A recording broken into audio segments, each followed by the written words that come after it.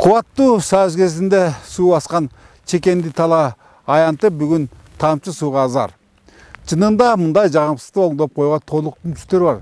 Негедир ушул маселе бүгүнкү күндө көңүл жазында кала берген. Ал эми мунун кесепетинен дыйкандар жапа чегишип, ондогон гектар жерлер акырындык менен чөлгө айланууда. Өз убагында ушул 1000 гектарга жакын жерден чөп чаап, дан жыйнаган Ат башы районунун Большевик айылдагылар азыр андан куржалак.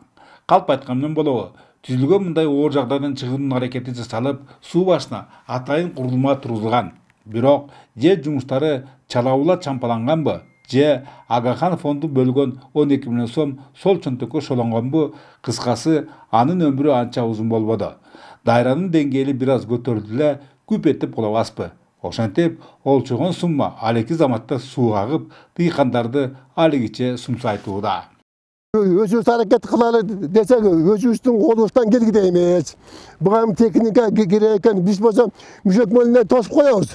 Эми суу болсо битке каттан эле кайра суу келгенде мүшөктүн үстүнө кум каптап эле кайра жака ашып кетет. Техника демекчи.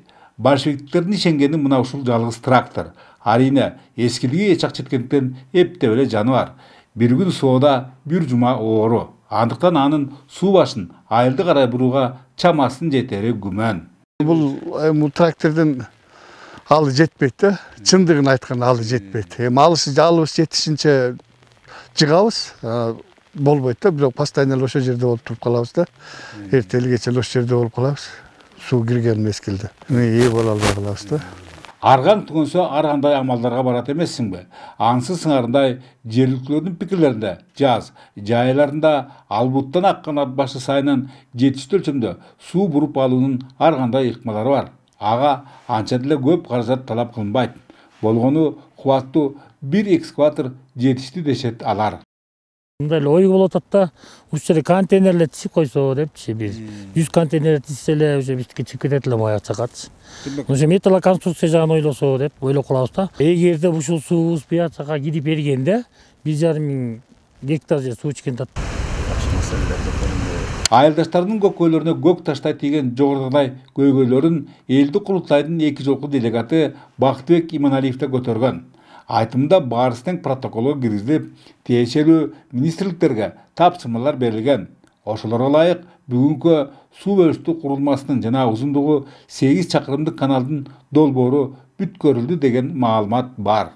Чукулда биз ошол кабар алдык. Өзгөрүш Сартал каналына 12 километрге.